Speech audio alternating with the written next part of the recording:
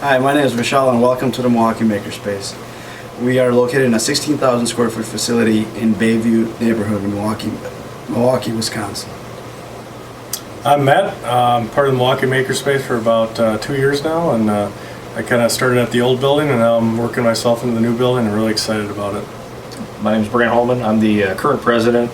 Just got re-elected, so looking forward to another year or so of all this fun stuff. This is the entrance to the Milwaukee Makerspace. We got the craft lab over here. We do chainmail, sewing projects, do a lot of the cleaner craft stuff there.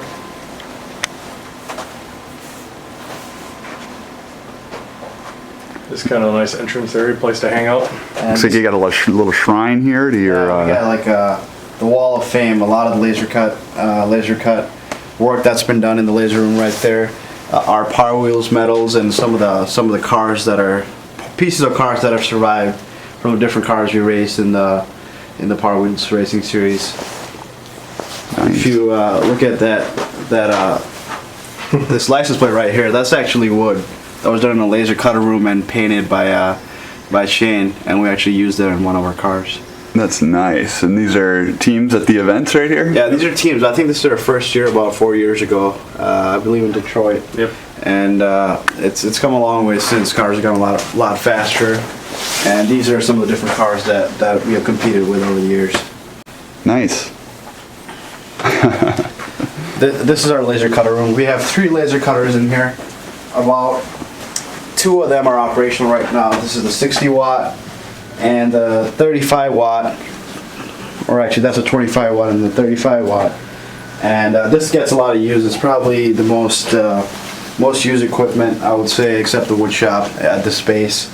And we also have a little engraver here that rarely gets used, but can be used to make circuit boards. We usually chemically etch most of our circuit boards, but if we wanted to, if somebody wants to do it, they can do it right here. Nice.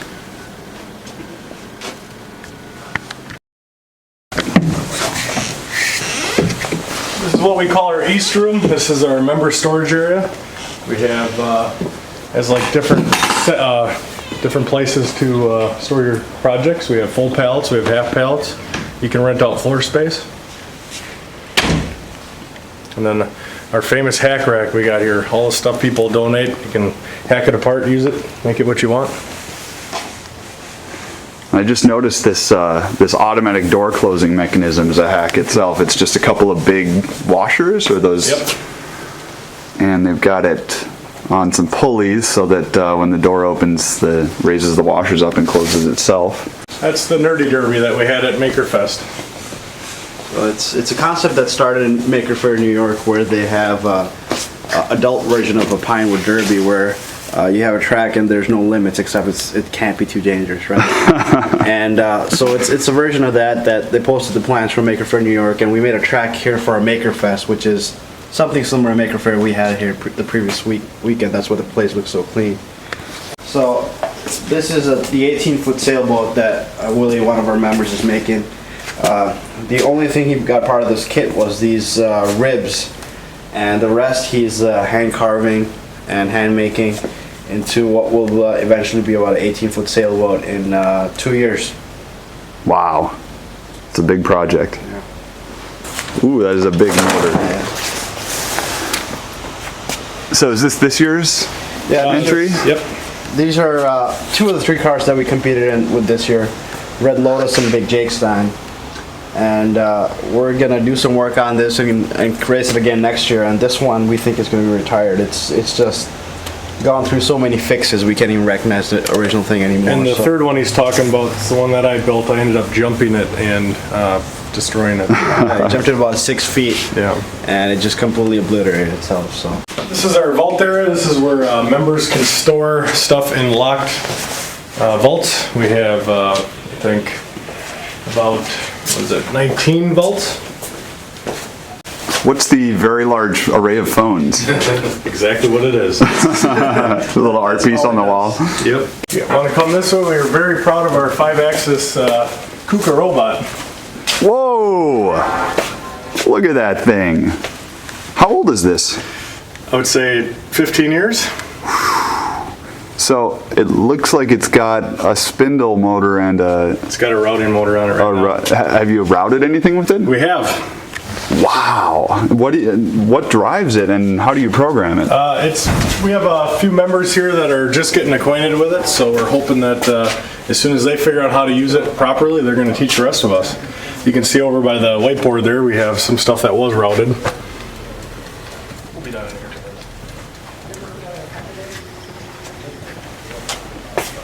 Yeah, so this person who's working on KUKA also does a lot of CNC. That's his own CNC machine, so. And he wants to do full statues on the KUKA, so that's one of his motivations behind getting that up and running.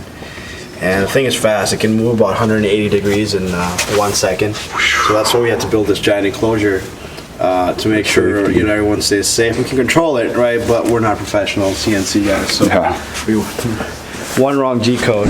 Yes, there's a big room that they built up for keeping that safe. We wanted to contain some of the dust too, because that's obviously an issue if you're doing a lot of work real quick. And then it's always good to have something around it in case a bit breaks or something else goes flying off. So we've kind of got it separated in metal shop, wood shop, garage area.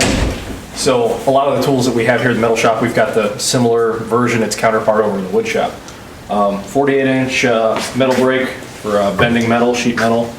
Some miscellaneous bar stock and stuff, some tools. We have a huge 18-inch disc sander, which is awesome because a lot of the tools over here, people have taken variable speed motor drives, and they've actually added switches so it's infinitely variable speed. You don't have to change belts or play with anything. You just walk up and play with it, which is really great, especially for people that aren't real familiar with machine tools. Some very large drill presses that we haven't had a lot of use for. Not a lot of plate steel that's 1 inch thick we need to drill through, but it makes a good table. We've got this mill that one of our members is working on. We're hoping to CNC it eventually. We haven't done it yet, but it's a nice 5-axis Bridgeport.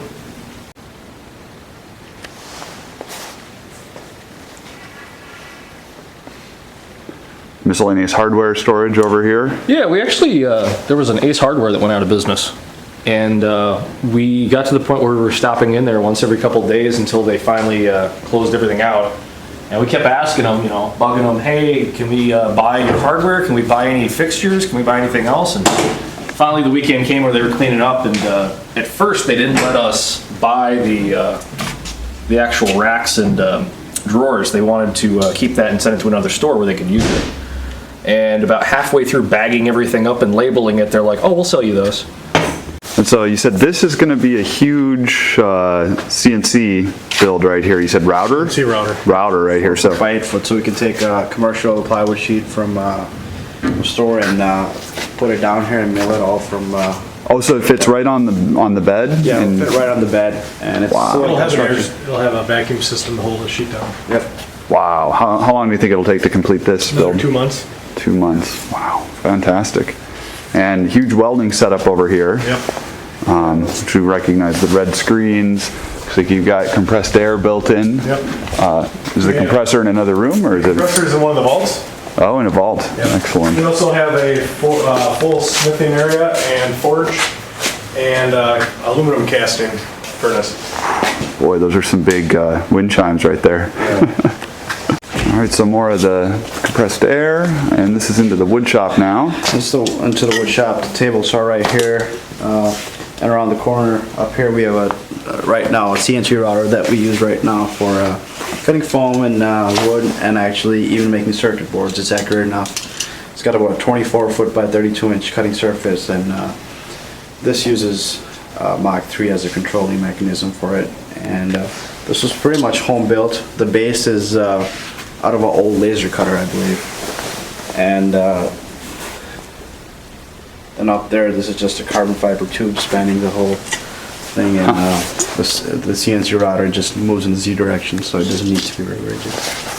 Do you have any dust control in here? We do, as of a month ago. Wow, that's we have nice. a dust control in here. It got really dusty, especially with Yeah. the enclosed space. So Yeah, it looks pretty clean for a wood shop. I mean, good job on that. Thankfully, we just had our Makerspace. event. Yeah, so we we got the cleaned up cleanup pretty good lot. for that. Oh, check that out. It's like it's a home store. Giant panel cutter. That was actually a collaborative purchase. A bunch of people got together and found it on Craigslist and said, you know, hey, you want to throw 20, 30, 50, $100 at it? And a bunch of people did. I think it was like $450, $475. Yeah. In general, this is your meeting room and social area? Yeah, it's basically like the central hub where everybody comes and goes. It gets vacuumed pretty frequently because of that. But Tuesday nights, 7 o'clock, we open up to the public. We have people come in here and we'll sit around. Lately, meetings have been anywhere from 30 to 40 people. We've had as many as 70. And then it kind of transitions onto your electronics area. Looks like you Yeah. got a ton of spools here. Oh, these are reels of This is components. actually surface mount stuff, yeah. Yeah, boy, once I did my first surface mount board, I didn't want to go back. I know. It's so nice, but at the same time, it's such a pain. Are these user donated? Yeah, actually, most of the electronics lab came from one man who had a lot of contacts with electronics manufacturers, and also he used to work at Texas Instruments. He does computer recycling, or he used to, but he would just basically find something and just start collecting it. We've just recently reorganized this, like in the last couple weeks, and cleaned some stuff up. So we've sorted out the test equipment, a lot of the connectors and fasteners, tools. We finally put a piece of pegboard up here, which honestly I don't know how we survived without it. But then we've got things like the heating presses for making a circuit board with the transfer paper, or if you're doing surface mount stuff, we've got some drill machines, and then also a electric wok. Which the electric wok, the toaster oven, those work pretty good actually for surface mount stuff. Tons and tons of components. Most of that stuff over there is diodes, transistors, and integrated chips. And then over here, the top row is nothing but resistors, and then the red is capacitors, and then everything else is just kind of a mishmash. Thought when we walked by originally. This is our 3D printing lab. We have quite a few 3D printers. We do a Stratasys, which is nice. Wow. One of our members is fixing that up. And he actually was making this, I think, during Makerfest, which I'm not sure I'd want to drink out of that, but it's still pretty cool. Let's see, so you got a replicator 1 right here. I did have to laugh. I forget what space it was, but I was watching one of the videos, and they had a replicator, and we walked by, and the camera panned, and it said, "Use only left extruder," and I just started laughing. I was like, yeah, that happens sometimes. Which one is this right here? Is this a... Geez, what is that? That's, I know whose it is, I just don't know what it is. Oh, the Lulzbot. It's actually got the sign in front of it. oh yeah, there it is. Yeah, Matt hasn't trained people on that yet, but he's been working on it. And then this looks like a homebrew. Yep. Yeah, that's version? one of our other members, Mark. He's actually been doing a lot of really big prints on that. That is a large printer right there. Yeah, he's made some like these fractal-looking vases. I don't know. Has he got any? It's called the Megamax Dominator. Oh yeah, the name of it. But no, I was looking for his actual finished print. He's basically had like some of these things, these little shapes.